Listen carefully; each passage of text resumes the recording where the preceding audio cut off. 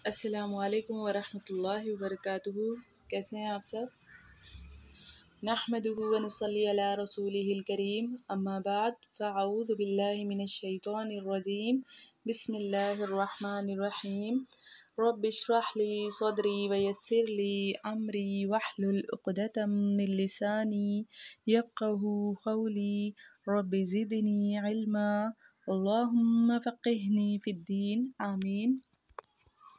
सबसे पहले हम हदीस स्टार्ट करने से पहले दुरूद इब्राहीम पढ़ लेंगे एक बार। अल्लाहुम्मा सल्ली अला मुहम्मदिन व अला आलि मुहम्मदिन कमा सल्लैता अला इब्राहीम व अला आलि इब्राहीम इन्नका हमीदुम मजीद। अल्लाहुम्मा बारिक अला मुहम्मदिन व अला आलि मुहम्मदिन कमा बारकता अला इब्राहीम व अला आलि इब्राहीम इन्नका हमीदुम मजीद। अर्बईन अन्नबविय्या, मेरी हदीस है अल हदीस अल इशरून। अन अबी मसऊदिन उक़बत बिन अमर अल अंसारी अल बदरी रदियल्लाहु अन्हु क़ाल क़ाल रसूलुल्लाह सल्लल्लाहु अलैहि वसल्लम इन्न मिम्मा अदरकन नासु मिन कलामतिन नबुव्वतिल ऊला इज़ा लम तस्तही फस्नअ मा शिअता। अबू मसूद उक़बा बिन अमर अल अंसारी बदरी रज़ियल्लाहु अन्हु से रिवायत है कि रसूलुल्लाह सल्लल्लाहु अलैहि वसल्लम ने फरमाया, बेशक लोगों ने पहली नबूवत का कलाम जो पाया है, इसमें ये बात भी शामिल है कि जब तुम में शर्म व हया न रहे तो जो जी चाहे करो। हम सबसे पहले हम देखेंगे इसका सबसे पहला पार्ट हदीस का, कलामुन नबूवतुल ऊला। ये है क्या, इसका मतलब क्या है, इससे क्या मुराद है, पिछली नबूवतों के कलाम से क्या मुराद है। पिछली नबूवतों के कलाम से मुराद नबी सल्लल्लाहु अलैहि वसल्लम से पहले जितने भी अम्बिया आए हैं उन्होंने भी हया की तालीम दी, और दौर जाहिलियत में नबी सल्लल्लाहु अलैहि वसल्लम के आने से पहले जो चीज़ अरबों में बाकी रह गई थी उनमें से एक तो हया भी थी।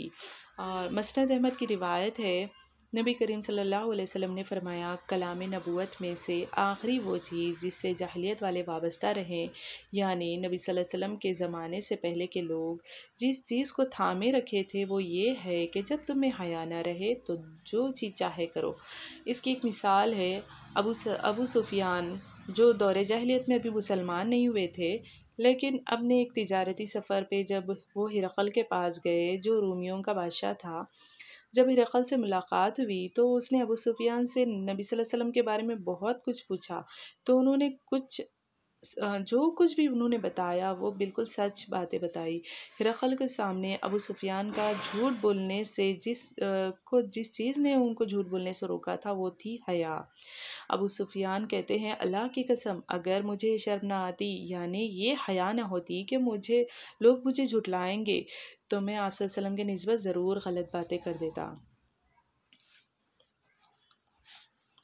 इज़ा लम तस्तही फस्ना मा शिअता, जब तू हया ना करे तो जो चीज़ चाहे कर। इसका मतलब है कि आदमी में हया ना रहे तो उसके दिल में जो आता है कर गुज़रता है, बुराई से उसे कोई चीज़ नहीं रोक सकती।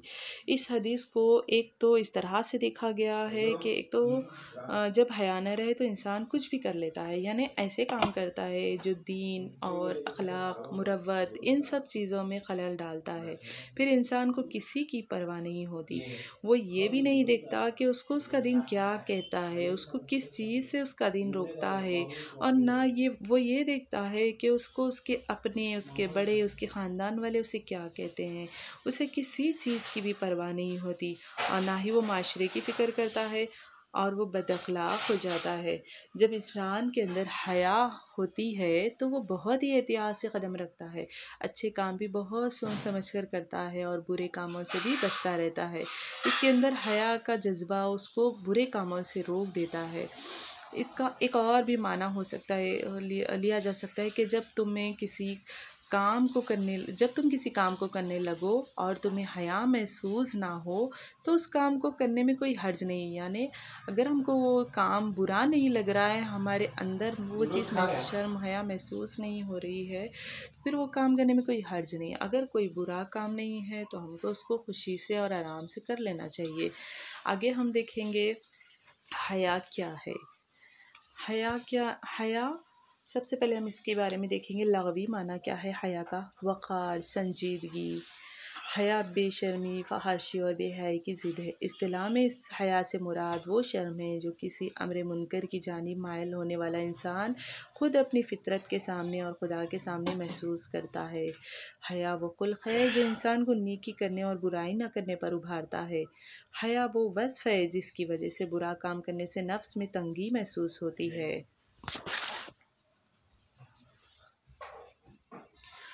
इसको हम कुरान की रोशनी में देखेंगे। कुरान में मर्द और औरत दोनों को हया का रवैया अपनाने का हुक्म दिया गया। कुल लिल मुमिनीना यग़ुद्दू मिन अब्सारिहिम व यहफ़ज़ू फ़ुरूजहुम। आप सल्लल्लाहु अलैहि वसल्लम से खिताब करते हुए अल्लाह ताला ने फरमाया, कह दीजिए मोमिन मर्दों से वो झुका कर रखे अपनी निगाहों को और वो हिफाजत करे अपनी शर्मगाहों की। ज़ालिका अस्का लहुम, ये ज़्यादा पाकीज़ा है उनके लिए। इन्नल्लाह ख़बीरुम बिमा यसनऊन, बेशक अल्लाह खूब बखबर है उससे जो वो कर रहे हैं। वक़ुल लिल मुमिनाति यग़ुद्दना मिन अब्सारिहिन्ना, और कह दीजिए मोमिन औरतों से यग़ुद्दना मिन अब्सारिहिन्ना, वो झुका कर रखे अपनी आँखों को, अपनी निगाहों को। व यहफ़ज़ना फ़ुरूजहुन्ना, और वो हिफाजत करे अपनी शर्मगाहों की। वला युबदीना ज़ीनतहुन्ना, और ना वो इजहार करे अपनी जीनत का। यहाँ मर्दों से तो कहा गया कि वो अपनी निगाहों को झुका कर रखे और अपनी शर्मगाहों की हिफाजत करे, लेकिन यहाँ पर औरतों को एक और चीज़ का हुक्म दिया गया।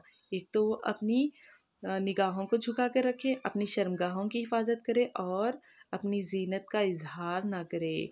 वो सिवाय अपने शौहर के अपने महरम लोगों के किसी और के सामने जीनत का इजहार ना करे। हयात के तकाज़े तो ये है कि ईमान वाली औरत का असली ज़ेवर सोना चांदी नहीं बल्कि हया और पर्दा है, और बेहयाई से दिल सख्त हो जाता है। नबी करीम सल्लल्लाहु अलैहि वसल्लम ने इरशाद फरमाया, हया ईमान का हिस्सा है और ईमान जन्नत में पहुंचाता है, जबकि बेहयाई वो बदकलामी संगदिली है और संगदिली जहन्नुम में पहुंचाती है। हदीस की रोशनी में देखेंगे हम, नबी पाक सल्लल्लाहु अलैहि वसल्लम ने फरमाया, बेशक हर दीन का एक खुल्क होता है और इस्लाम का खुल्क शर्म हया है। नबी पाक सल्लल्लाहु अलैहि वसल्लम ने फरमाया, हया और ईमान आपस में मिले हुए हैं, वो दोनों एक दूसरे से अलग नहीं होते। जब चाहते हैं तो दोनों साथ चले जाते हैं। हर दीन का कोई ना कोई एक इम्तियाजी वस्फ होता है और दीन इस्लाम का इम्तियाजी वस्फ हया है। आगे हम देखेंगे हया की अहमियत। हमारे दीन में हया की क्या अहमियत है, नबी सल्लल्लाहु अलैहि वसल्लम ने हया के बारे में क्या फ़रमाया है। नबी करीम सल्लल्लाहु अलैहि वसल्लम ने अल्लाह ताला की तरफ हया की निस्बत करते हुए फ़रमाया, बिलाशुबा अल्लाह ताला बहुत हयादार करीम है। जब बंदा उसके हुजूर दुआ के लिए अपने हाथों को बुलंद करता है तो उन्हें खाली यानी नाकाम और नामुराद लौटाने से भी हया फरमाता है। तो इससे पता चलता है कि अल्लाह सुब्हाना ताला बंदों की दुआएं रद्द नहीं करता। जैसे ही बंदा अल्लाह से दुआ करता है उसके नामे अमाल में फ़ौरी उसका सवाब दर्ज हो जाता है। बाज़ वक्त दुआएं फ़ौरी कबूल हो जाती है, बाज़ वक्त हम जो मांग रहे होते हैं बज़ाहिर तो हमें हमारे लिए वो चीज़ बेहतर नज़र आती है, लेकिन इसमें खैर नहीं होती, तो अल्लाह ताला उस दुआ के बदले में हमें कोई और चीज़ दे देते हैं या कोई मुसीबत टल जाती है। कभी देर से दुआ कबूल होती है, इसकी भी अल्लाह ताला की तरफ से उसकी भी एक हिकमत होती है, अल्लाह ताला की एक हिकमत होती है। दुआ का देर से कबूल होना भी, इसमें भी अल्लाह ताला की एक हिकमत है। बाज़ वक्त दुआएं अल्लाह ताला क़यामत के दिन के लिए ज़ख़ीरा कर लेते हैं, हमारे नामाए अमाल में नेकियों में इजाफ़ा हो जाता है उसकी वजह से।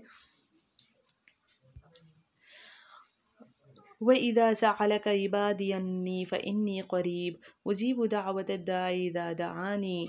कुरान में अल्लाह ताला फरमाते हैं, सूरह बक़रा की आयत नंबर 186 है, इसका तर्जुमा है, और जब आपसे मेरे बंदे मेरे बारे में पूछे तो मैं क़रीब ही हूँ, तो आप उनसे कह दीजिए कि तो मैं क़रीब ही हूँ। जब भी मुझे कोई दुआ करने वाला पुकारता है उसकी दुआ को मैं कबूल करता हूँ। हाँ, हमने देखा था कि अभी अल्लाह ताला की सिफ़त हया अल्लाह ताला की सिफ़त है। अभी हम इसको देखेंगे, अम्बिया कराम की भी सिफ़त हया किस तरह है। हदीस के ज़रिए हम इसको देखेंगे कि हम अंबिया कराम की, तमाम अंबिया कराम की भी सिफ़त हया ही उनकी सिफ़त थी। नबी करीम सल्लल्लाहु अलैहि वसल्लम ने शर्म व हया को अंबिया कराम और रसूल आज़म की सुन्नत करार दिया है। हज़रत अबू अय्यूब अंसारी बयान करते हैं, रसूलुल्लाह सल्लल्लाहु अलैहि वसल्लम ने फरमाया, 4 चीज़ें रसूलों की सुन्नतों में से है।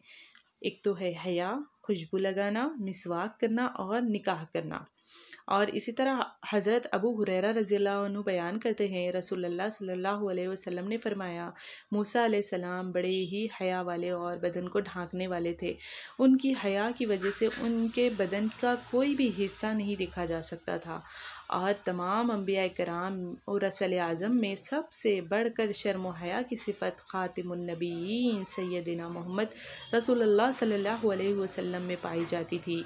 चुनाचे हज़रत अबू सईद खुदरी रज़ियल्लाहु अन्हु बयान करते हैं, रसूलुल्लाह सल्लल्लाहु अलैहि वसल्लम एक पर्दा नशीन कंवारी औरत से भी ज़्यादा हयादार और शर्मीले थे।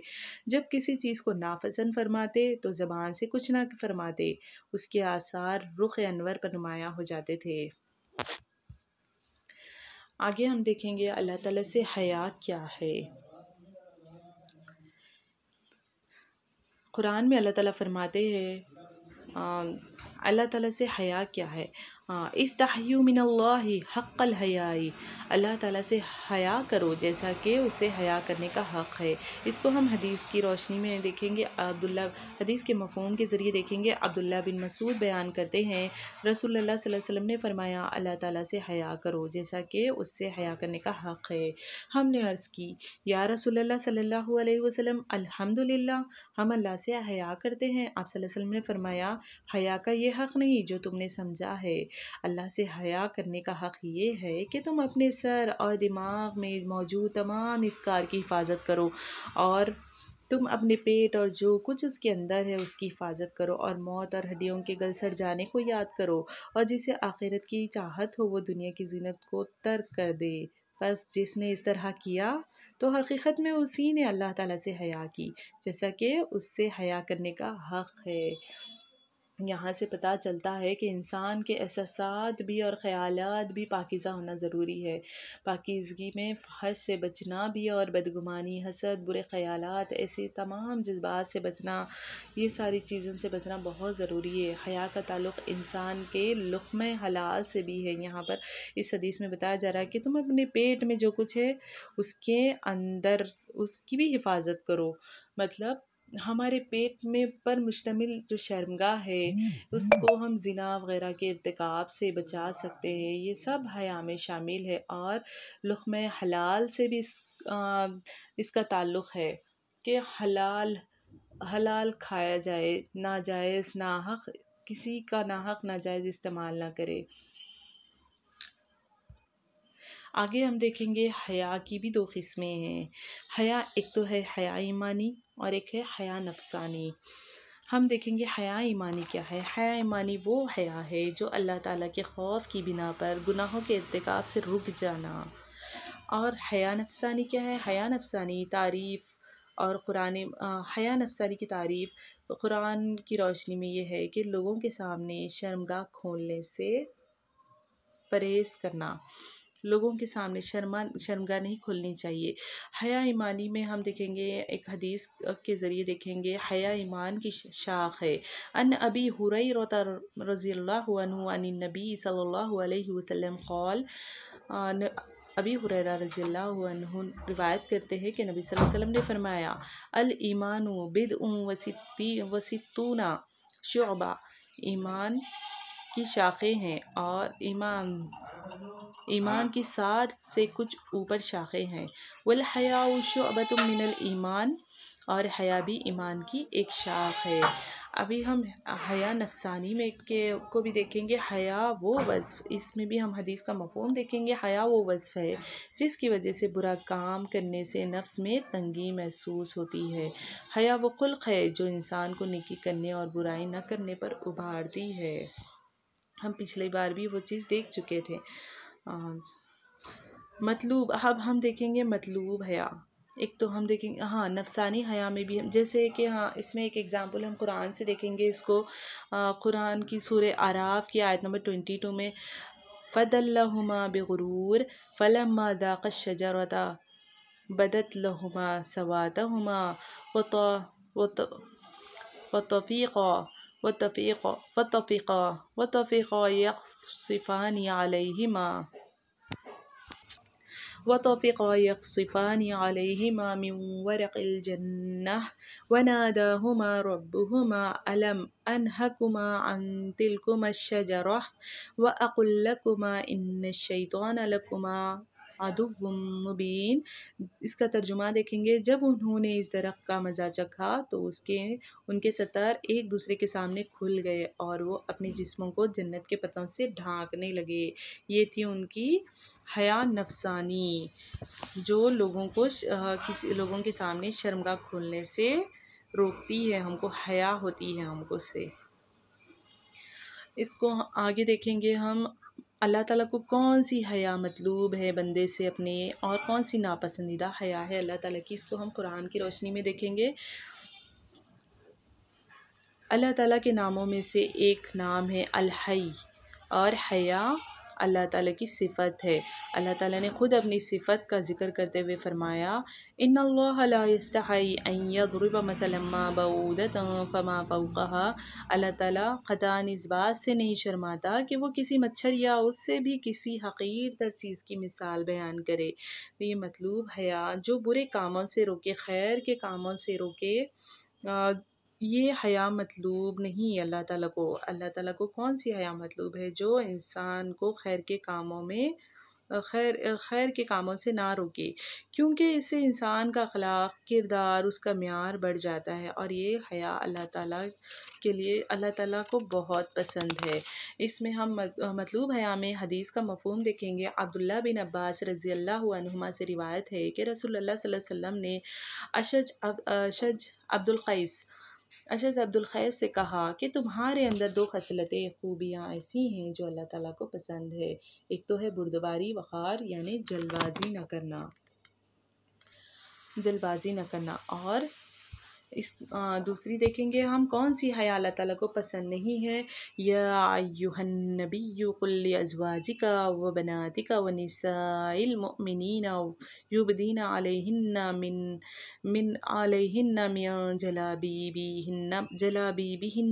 जलाबीबिहिन्ना ज़ालिका अदना अन युअरफ़ना फ़ला युअज़ैना व काना अल्लाहु गफ़ूरुर रहीमा।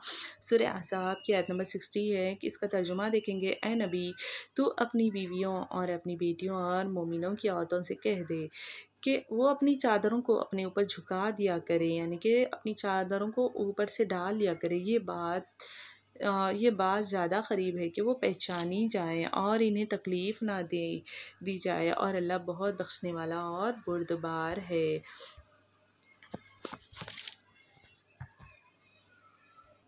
इसको हम हदीस की रोशनी में देखेंगे। हदीस का मफ़हूम है, यह अली इब्न उमय्या रज़ियल्लाहु अन्हु से रिवायत है कि वो बयान करते हैं कि रसूलुल्लाह सल्लल्लाहु अलैहि वसल्लम ने एक शख्स को देखा कि वो खुली फ़िज़ा में बग़ैर इज़ार के गुस्ल कर रहा था। इस पर आप सल्लल्लाहु अलैहि वसल्लम मिंबर पर तशरीफ़ ले गए और अल्लाह ताला की हम्द व सना के बाद फ़रमाया, अल्लाह ताला हयादार है, पर्दापोशी करने वाला है, और हया और पर्दापोशी को पसंद फरमाता है। लिहाजा जब तुम में से कोई नहाए तो सत्र को छुपाए। तो ये नापसंदीदा हया है कि कोई सत्र खोले, किसी के सामने सत्र खोले। हम अभी देखे थे कि हया मतलूब हया अल्लाह ताला को कौन सी हया पसंद है और कौन सी हया पसंद नहीं है। अब हम देखेंगे हया की हमारी ज़िंदगी में क्या अहमियत है, क्या ज़रूरत है। आम रोज़मर्रा ज़िंदगी में हमारे अखलाक में हया बहुत ही ज़रूरी है। मसलन जैसे छींकने में, खाने में, बड़ों के एहतराम में, ऊंची आवाज़ से हंसना, ये तमाम चीज़ें हया में ही आती है। छींकने में किस तरह, इसमें हम देखेंगे हदीस का मफ़हूम है। रसूलुल्लाह सल्लल्लाहु अलैहि वसल्लम को जब छींक आती तो आप सल्लल्लाहु अलैहि वसल्लम अपने मुंह पर हाथ अपने मुंह पर हाथ को रख लिया करते या कोई कपड़ा रख लेते, अपनी आवाज़ को भी कम कर लेते थे। इसी तरह खाने में हया की ज़रूरत किस तरह है हम देखेंगे। हदीस में आता है कि उमर बिन अबू सलमा कहते हैं, मैं एक छोटा सा लड़का था, रसूलुल्लाह सल्लल्लाहु अलैहि वसल्लम की परवरिश में था। खाते वक्त मेरा हाथ बर्तन में चारों तरफ घूमता, इसलिए आप सल्लल्लाहु अलैहि वसल्लम ने मुझसे फरमाया, बेटे बिस्मिल्लाह पढ़ लिया करो, दाएं हाथ से खाया करो, बर्तन में वहाँ से खाया करो जो जगह तुमसे नज़दीक हो। चुनाचे इसके बाद मैं इसी हिदायत पर अमल करता रहा। इससे पता चलता है कि बेतरतीब खाना भी हया के मनाफी है। इसी तरह खाते वक्त डिकार लेना। एक शख्स ने नबी सल्लल्लाहु अलैहि वसल्लम के सामने डिकार ली। आप सल्लल्लाहु अलैहि वसल्लम ने फरमाया, अपनी डिकार को हमसे दूर रखो, क्योंकि दुनिया में ज़्यादा पेट भर के खाने वाले क़यामत के दिन सबसे ज़्यादा भूखे रहेंगे। बाज़ वक्त ऐसे हो भी जाए तो इस पर कंट्रोल करना चाहिए, इससे दूसरों की तबीयत बतलाती है, तो इसका ख़्याल रखना चाहिए हमको। और इसी तरह देखेंगे हम बड़ों के एहतराम में किस तरह हया की जा सकती है। हज़रत अली रज़ियल्लाहु अन्हु कहते हैं कि फ़ातिमा रज़ियल्लाहु अन्हु ने नबी सल्लल्लाहु अलैहि वसल्लम से चक्की पीसने की की शिकायत की। इसके बाद आप सल्लल्लाहु अलैहि वसल्लम के पास कुछ कैदी आए तो हज़रत फ़ातिमा रज़ियल्लाहु अन्हु आप सल्लल्लाहु अलैहि वसल्लम के पास आईं और आप सल्लल्लाहु अलैहि वसल्लम मौजूद नहीं थे उस वक्त। फ़ातिमा रज़ियल्लाहु अन्हु ने हज़रत आयशा रज़ियल्लाहु अन्हु को ये बात बताई और हज़रत आयशा रज़ियल्लाहु अन्हु ने नबी सल्लल्लाहु अलैहि वसल्लम को फ़ातिमा रज़ियल्लाहु अन्हु के आने की इत्तला दी, तो आप सल्लल्लाहु अलैहि वसल्लम खुद उनके घर तशरीफ़ ले गए। इस वक्त हज़रत अली और फ़ातिमा रज़ियल्लाहु अन्हु बिस्तर पर लेट चुके थे। हज़रत अली रज़ियल्लाहु अन्हु कहते हैं कि मैंने चाहा कि मैं खड़ा हो जाऊं, लेकिन आप सल्लल्लाहु अलैहि वसल्लम ने फरमाया कि यूं ही लेटे रहो और आप सल्लल्लाहु अलैहि वसल्लम हमारे दरमियान बैठे रहे। इससे पता चलता है कि अली रज़ियल्लाहु अन्हु हज़रत अली किस कदर नबी सल्लल्लाहु अलैहि वसल्लम की एहतराम करते थे। अपने बड़ों को घूर घूर घूर कर नहीं देखना और उनसे तकरार नहीं करना, ये सारी चीज़ें हया और एहतराम में ही आती है, ये भी हया की एक ज़रूरत है। इसी तरह हम देखेंगे ऊंची आवाज़ में ना हंसना। हज़रत आयशा रज़ियल्लाहु अन्हा फरमाती हैं कि मैंने नबी सल्लल्लाहु अलैहि वसल्लम को कभी इस तरह हंसते नहीं देखा कि आप सल्लल्लाहु अलैहि वसल्लम का हलक का कव्वा नज़र आ जाए, बल्कि आप सल्लल्लाहु अलैहि वसल्लम मुस्कुराते थे। इसी तरह मोहताज होने के बावजूद ना मांगना, ये बहुत ही इंपॉर्टेंट चीज़ है। मोहताज होने के बावजूद किसी से ना मांगना, ये भी हया का तकाजा है। हदीस का मफ़हूम है, नबी करीम सल्लल्लाहु अलैहि वसल्लम ने फरमाया, मिस्कीन वो नहीं जिसे एक लुक़मा दर बदर फिराए, बल्कि मिस्कीन वो है जिसके पास माल नहीं लेकिन उसे सवाल करते हुए शर्म आती है और वो लोगों से चिमट चिमट कर नहीं मांगता। इससे पता चलता है कि किसी के पीछे पड़ जाना, तकरार करना, बहस करना, ज़िद करना, ये भी हया के मनाफी है। इसी तरह नामहरम मर्दों के सामने, हम औरतों के लिए है ये पॉइंट, नामहरम मर्दों के सामने आने से हया करना। हज़रत आयशा रज़ियल्लाहु अन्हा कहती है कि मेरे घर में हज़रत आयशा रज़ियल्लाहु अन्हा इसमें हमारे लिए एक रोल मॉडल है कि वो फरमाती है कि मेरे घर में जिस कमरे में नबी सल्लल्लाहु अलैहि वसल्लम की ख़बर थी, जब तक वहाँ सिर्फ नबी सल्लल्लाहु अलैहि वसल्लम की ख़बर थी तो मैं वहाँ चली जाया करती थी। फिर वालिद जब तक दफन थे वहाँ पर मैं ऐसे ही चली जाया करती थी, लेकिन जब उमर रज़ियल्लाहु अन्हु की तदफीन वहाँ हो गई तो अल्लाह की कसम में उमर रज़ियल्लाहु अन्हु के हया की वजह से जब भी इस कमरे में गई अपनी चादर अपनी अच्छी तरह लपेट के गई, हालांकि वो तो ख़बर में दफन थे। इसी तरह हम देखेंगे हया की वजह से अपनी ज़रूरत की बात न कहना। और हया वो क़िस्म है जो इंसान को हक़ बात कहने से रोक दे, तो ऐसी हया अल्लाह ताला को पसंद नहीं है। जैसे ना हक़ पर ज़बान तो हाँ खोलने में शर्माते नहीं हैं, लेकिन हक़ बात जब कहने का मौका आता है तो फिर वहाँ हम शर्म करते हैं, शर्माते हैं, तो ऐसा नहीं करना चाहिए। इसी तरह कोई शख्स हमारे पास नमाज़ पढ़ रहा है और इसके पढ़ने का तरीक़ा दुरुस्त नहीं है, तो हमको चाहिए कि उसको प्यार से समझा दे और शर्माना नहीं चाहिए, क्योंकि सिर्फ शर्म और हया की वजह से ये किसी नेकी के मौके से रुक जाए, फिर ये ऐसी हया तो हया ही नहीं। वो फिर वो जो हया बुराई से रोक दे, खुद अपने आप को और दूसरों को रोक दे, फिर वो हया नहीं। इसी तरह इल्म की मजलिसों से हया करना। हम किताबुल इल्म में पढ़ चुके हैं इस हदीस को कि एक मजलिस में आप सल्लल्लाहु अलैहि वसल्लम तालीम दे रहे थे। 3 शख्स मजलिस के अंदर आए, एक आगे बैठ गया और एक पीछे बैठ गया और एक शर्म की वजह से वापस चला गया। तो आप सल्लल्लाहु अलैहि वसल्लम ने फरमाया, क्या मैं तुम्हें ना बताऊं कि इन तीनों का मामला क्या है?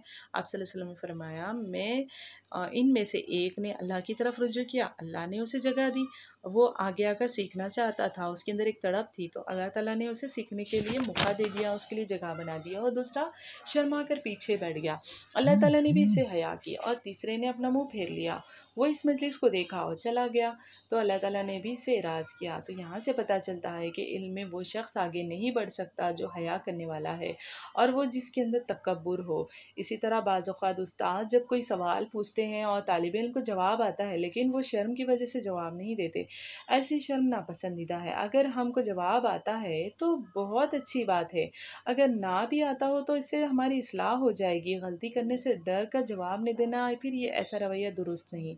इसी तरह हया करना मुनाफ़िक़त की निशानी है।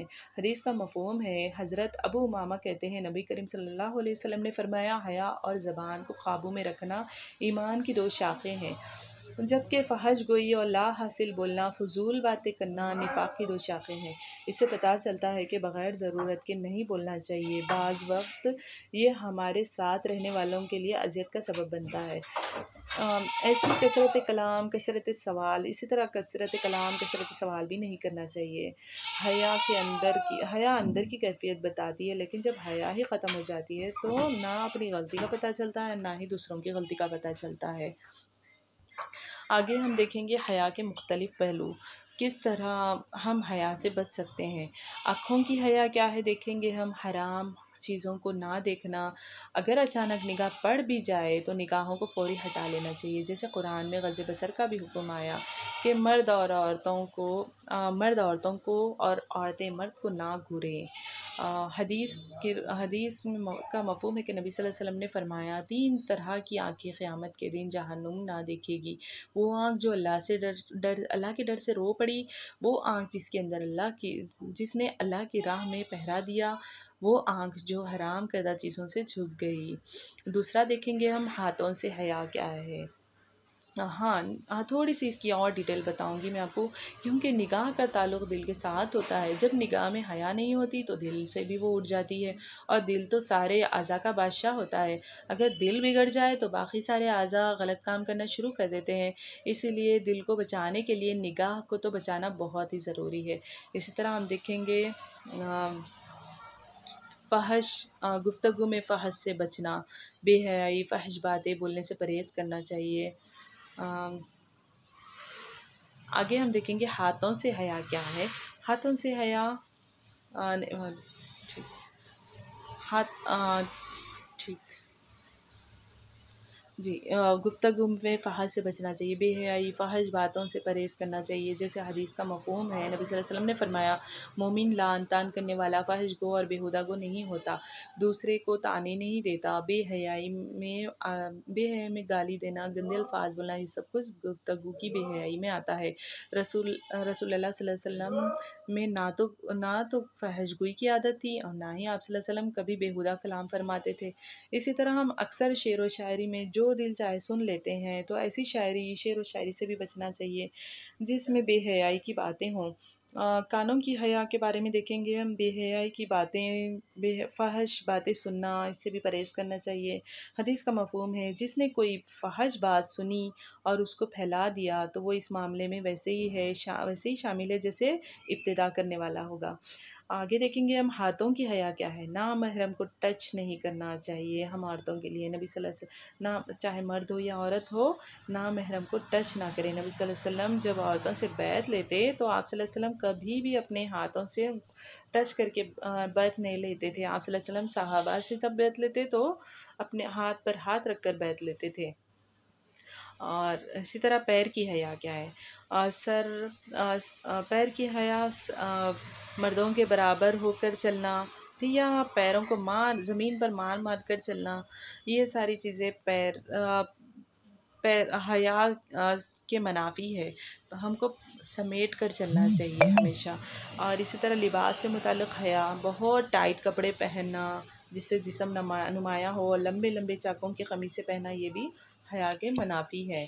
तो इन सारी चीज़ों से बचना चाहिए हमको। इस अल्हम्दुलिल्लाह मेरी हदीस कंप्लीट हुई। कुछ इंपॉर्टेंट पॉइंट इस हदीस से हमको बहुत सारी खूबसूरत बातें पता चलती है, जैसे कि सबसे पहले हमने देखा था कि हया ईमान का हिस्सा है। ये अल्लाह ताला की भी सिफ़त है, तमाम अम्बिया कराम की सिफ़त है, नबी करीम सल्लल्लाहु अलैहि वसल्लम की सिफ़त है, उम्मत के नेक लोगों की सिफ़त है। और हया का ताल्लुक़ सिर्फ़ लिबास से ही नहीं बल्कि गुफ्तगू, खाने-पीने के मामलात और ज़िंदगी के तमाम मैनर्स के साथ है। और अगर इंसान के अंदर हया हो तो वो उसे बहुत सी बुराइयों से रोक देती है, और अगर हया ना हो तो बुराई करने में उसे कोई आर नहीं होती। तो अल्लाह ताला से दुआ है कि वो हमें वो अखलाक व किरदार अता करे जो हमारे लिए हमारी दुनिया और आखिरत को संवार दे, जो अल्लाह ताला को मतलूब और पसंदीदा हया हो। ऐसी हया अल्लाह ताला हमें अता फ़रमाए, आमीन। सुब्हानकल्लाहुम्मा व बिहम्दिका नशहदु अन ला इलाहा इल्ला अंता नस्तगफिरुका व नतूबु इलैक। जज़ाकुमुल्लाहु खैरन। अस्सलामु अलैकुम रहमतुल्लाहि व बरकातुहू। जज़ाकुमुल्लाहु खैरन कसीरा। आप सबने सब्र के साथ सुना, और मुझसे शायद बहुत सी गलतियाँ हुई हैं। अल्लाह ताला से दुआ है कि अल्लाह ताला मुझे माफ़ कर दे उन तमाम गलतियों के लिए जो मैंने कुरान की आयतें और हदीसें पढ़ते वक्त अगर मैंने की हो तो अल्लाह ताला उससे दरगुज़र फ़रमाए, आमीन।